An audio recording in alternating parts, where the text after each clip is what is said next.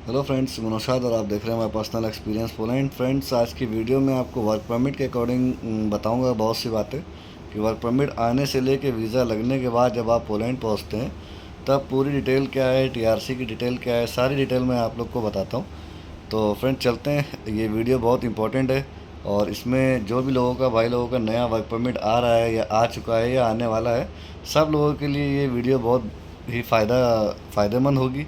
और अपने दोस्तों को ज़्यादा से ज़्यादा शेयर करिएगा ताकि जिनका प्रोसेस है, जो जाने वाले हैं या जिनका वीज़ा लग गया है, सबको इसका फ़ायदा पहुँचे। तो फ्रेंड्स देखिए, स्टार्ट करते हैं। चलिए टाइम ना ख़राब करके, जो लोग मेरे चैनल पर नए हैं वो चैनल को सब्सक्राइब कर लें, लाइक करें, शेयर करें, वीडियो को ज़्यादा से ज़्यादा दोस्तों में शेयर करें। चलिए स्टार्ट करते हैं टॉपिक। तो टॉपिक ये है कि जैसे मान लीजिए, सपोज़ करिए कि आपका वर्क परमिट आया। अब आने के बाद आपने अपॉइंटमेंट ली। आपको वर्क परमिट आते टाइम ये चेक करना है कि आपका वर्क परमिट सीजनल है या लॉन्ग टर्म है या 2 साल का या 3 साल का है। ठीक है, ये चीज़ें आप लोग को चेक करना है। सीजनल वर्क परमिट पे फोकस करिए कि उसको अवॉइड करिए, मत लीजिए उसको, क्योंकि फ़ायदा नहीं है उसमें। 9 महीने का या 6 महीने का सीजनल वर्क परमिट आता है, महीना 2 महीना लग जाता है अपॉइंटमेंट आने में। फिर उसके बाद अपॉइंटमेंट आपको चलो मिल भी गई जल्दी, तो फिर वीज़ा के चांसेस लगेगा कि, क्योंकि टाइम कम होगा तो वीज़ा लगता हुआ भी वीज़ा नहीं लगेगा, क्योंकि ऑफिसर्स को भी तो आपके वर्क परमिट में टाइम टाइम चाहिए ना। अब 2 महीना बचा है, आपने अप्लाई किया, 1 महीना उसमें निकल गया, 1 महीने का वीज़ा कहाँ से आएगा। तो ये चीज़ इम्पोर्टेंट है। अब दूसरी बात कि वीज़ा लगने के बाद, अभी मेरे एक व्यूअर्स हैं, उन्होंने मुझे कॉल किया तो पूछा, और लोग पोलैंड में, वहाँ से भी कॉल आती रहती है, पूछते रहते हैं लोग। तो देखिए, मेन इंपॉर्टेंट बात ये है कि आप तो एक सीजनल वर्क परमिट नहीं लेना है। और वर्क परमिट अगर आपका लॉन्ग टर्म है तो कम से कम 1.5 साल का तो हो, कि 6 महीने भी अगर निकल गए तो 1 साल आपको पूरा मिल जाए, है ना। 1.5 साल का वर्क परमिट हो या 3 साल का हो तो और बेहतर है। चलिए अब बात करते हैं कि आपको अपॉइंटमेंट मिल गई, आपने अप्लाई किया, वीज़ा लग गया। अब वीज़ा लगने के बाद आपको जाना है। तो मेरे व्यूवर्स ने ये भी पूछा था कि भाई वीज़ा लगने के बाद कब जा सकते हैं। तो देखिए, हर वीज़े पे एक डेट पड़ी होती है। ठीक है, मैंने कम्युनिटी में वीज़े पढ़े हुए हैं, मैंने जो भी अभी लग के आया था, 10 दिन पहले भी लग के आया दीपक कुमार भाई का। तो जिसको ना समझ में आए वो मेरे यूट्यूब चैनल की कम्युनिटी में जाए, वहाँ पे वीज़ा पड़ा हुआ, उस पर देखें। पहले एक स्टार्टिंग डेट होती है, उसके बाद एक्सपायर डेट होती है, यानी कि आपका वीज़ा इस डेट से स्टार्ट होगा, इस डेट में एक्सपायर होगा। ठीक है, तो स्टार्ट वाली डेट जो होती है, उस डेट के बाद से आप कभी भी जा सकते हैं। यानी कि मान लीजिए, सपोज़ करिए कि आपका 2 जुलाई का वीज़ा टाइम दिया ऑफिसर ने, और 2 जुलाई 2024 से लेकर 2 जुलाई 2025 तक, यानी कि 1 जुलाई 2025 तक 1 साल का वीज़ा होता है।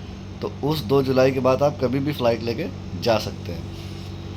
आप इसमें ख़्याल रखिएगा, क्योंकि इमिग्रेशन बहुत टफ़ हो गया, अभी इमिग्रेशन हार्ड होता जा रहा है, चेकिंग बढ़ती जा रही है।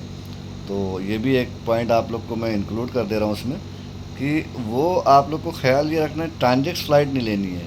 आप कहीं भी दुबई, बहरीन, कतर, गल्फ़ में कहीं भी आप स्टे करके पोलैंड उतरो, लेकिन शेंगेन में कहीं पोलैंड के बाद की फ़्लाइट नहीं होनी चाहिए। जैसे सपोज़ करिए कि आप दिल्ली से गए या बॉम्बे से गए या किसी भी कंट्री से जा रहे हैं, दुबई उतरे, वहाँ रेस्ट किया, फिर आपने शेंगेन कंट्री की फ़्लाइट ली, यूरोपियन कंट्री। वहाँ आप पोलैंड लैंड होने के बाद, पोलैंड जाने के बाद आप किसी और कंट्री की फ़्लाइट टिकट आपके पास नहीं होनी चाहिए। अगर आपको जाना भी है ना, आप पोलैंड तक फ़्लाइट ख़त्म करो, वहाँ उतरो, उतरने के बाद वाया बस, कार, कहीं भी जाएं, लेकिन उस टाइम नहीं होना चाहिए जब तक आपका इमिग्रेशन क्लियर ना हो जाए। ठीक है, फर्स्ट पॉइंट आपका डिपोर्ट होने से रोकेगा। इमिग्रेशन में आपको रोकने से, प्रॉब्लम आने से नहीं आएगी, यानी कि अगर ऐसा किया आपने। और अगर आपने कहीं फ़्लाइट ली हुई है तो वो आपको प्रॉब्लम हो सकती है, ऑफिसर आपको चेक कर सकते हैं, रोक सकते हैं, डिपोर्ट भी कर सकते हैं। ऐसे नहीं होनी चाहिए। और कोशिश करिए कि जिनकी फ़्लाइट, जिनको पोलैंड जाना है तो वो पोलैंड का ही टिकट लें। ये नहीं कि जर्मनी उतर रहे हैं, फ्रांस उतर रहे हैं या स्पेन उतर रहे हैं, पोर्चुगल उतर रहे हैं, फिर हम पोलैंड जाएंगे। ये भी मत करिए, वहाँ भी आपको रोका जाएगा कि आपकी जब वीज़ा, आपको पोलैंड जाना था तो आप यहाँ क्यों उतर रहे हैं। यानी कि वो माइंडसेट हो जाता है ना कि बंदा ये कहीं इधर उधर भाग रहा है। तो ये भी अभी बहुत टफ चल रहा है इमिग्रेशन, इसका भी ख्याल रखेंगे आप लोग। अब बात करते हैं कि आप पोलैंड उतरे। पोलैंड उतरने के टाइम आपके पास क्या क्या चीज़ें इंपॉर्टेंट है, वो बहुत इंपॉर्टेंट होनी चाहिए आपके पास। एक तो आपका वर्क परमिट, जिस पे आपका वीज़ा लगा है, वो होना चाहिए, वैलिड होना चाहिए। आपको आपके पास एक ऐसा नंबर होना चाहिए कि जो बंदा आपको रिसीव करने आ रहा है एयरपोर्ट पे, वार्सो एयरपोर्ट पे आपको जो रिसीव करने आ रहा है, वो ऑफिसर्स वहाँ पूछ रहे हैं कि आपके पास नंबर किसका है, यानी कि आपको कौन रिसीव करने आ रहा है, शो करिए। तो आपको वो नंबर दिखाना है, उस पर वो कॉल भी कर रहे हैं, नहीं भी कर रहे हैं, दोनों बातें हैं। वर्क परमिट देख रहे हैं, चेक कर रहे हैं, कॉल देख रहे हैं, आपसे बात करवा रहे हैं, ऐसा सब चल रहा है एयरपोर्ट पे। तो ये एक आपको मैंने इन्फॉर्मेशन दे दी।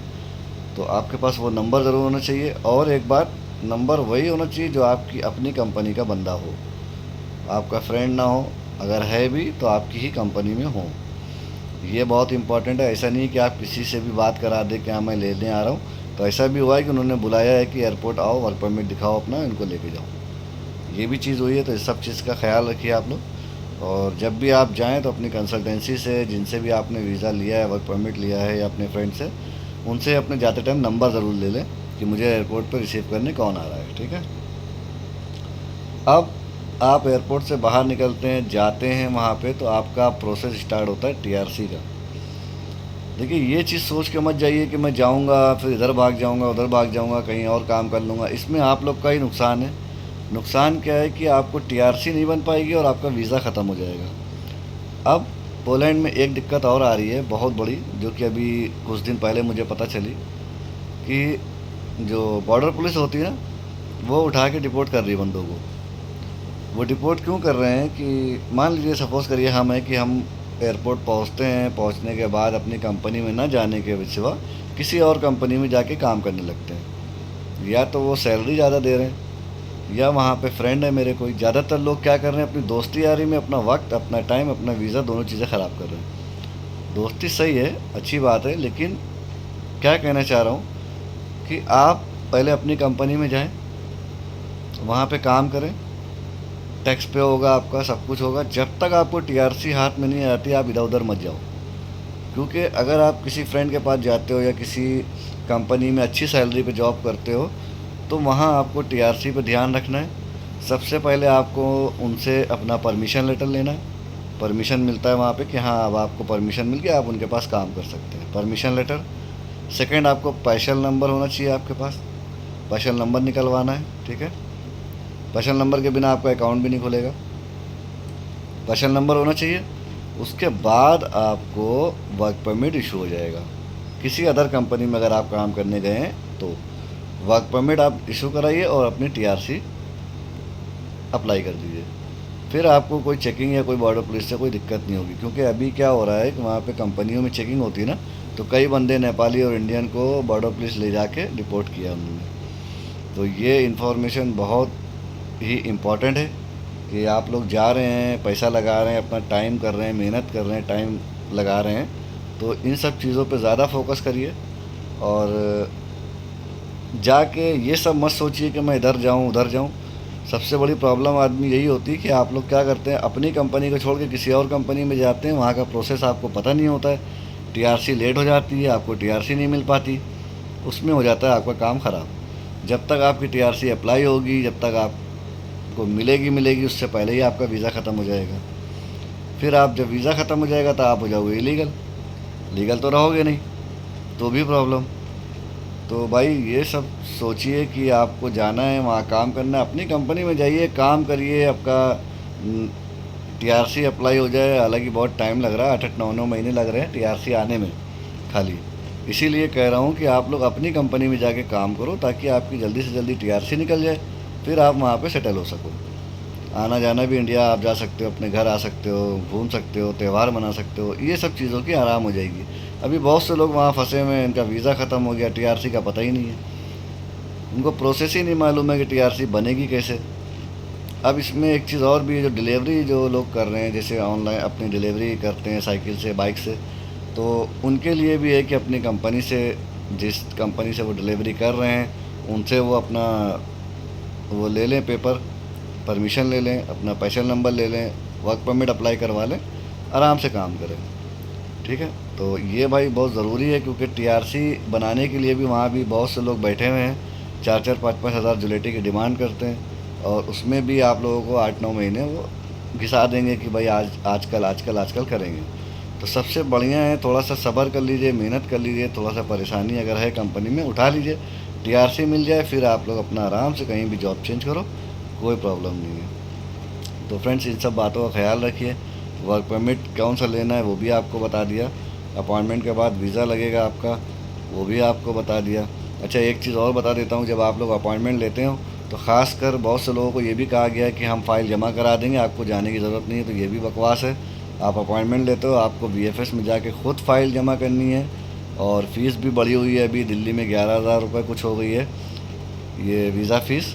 वहाँ आप जाते हो तो 15 दिन से लेकर 30 दिन में कभी भी आपका रिज़ल्ट आउट हो जाता है, और रिज़ल्ट आने के बाद आपको पता चलता है कि वीज़ा लगा है कि नहीं लगा है। ठीक है भाई, तो ये सब चीज़ें इंपॉर्टेंट है। तो इंशाल्लाह आप लोग मेरे लिए दुआ करिए, अच्छी से अच्छी कुछ न्यूज़ आपको दे सकूँ, इन्फॉर्मेशन दे सकूँ। और जो भी आप लोगों को इन्फॉर्मेशन लेनी है तो आप मेरे यूट्यूब पे कमेंट बॉक्स में कमेंट्स डालिए, मैं आपको वीडियो के थ्रू सारी चीज़ें इन्फॉर्मेशन अच्छी से अच्छी दे दूँगा।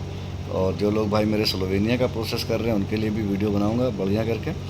तो फ्रेंड चलिए मिलेंगे इंशाल्लाह फिर अगली वीडियो में। मैं आपका दोस्त नौशाद, अल्लाह हाफिज़। वीडियो को शेयर करिए, लाइक करिए, दोस्तों में शेयर करिए, सबसे ज़्यादा दोस्तों को भेजिए ज़्यादा से ज़्यादा, ताकि उनको अपने प्रोसेस में कोई दिक्कत का सामना ना करना पड़े। ठीक है भाई, फिर मिलते हैं, अल्लाह हाफिज़।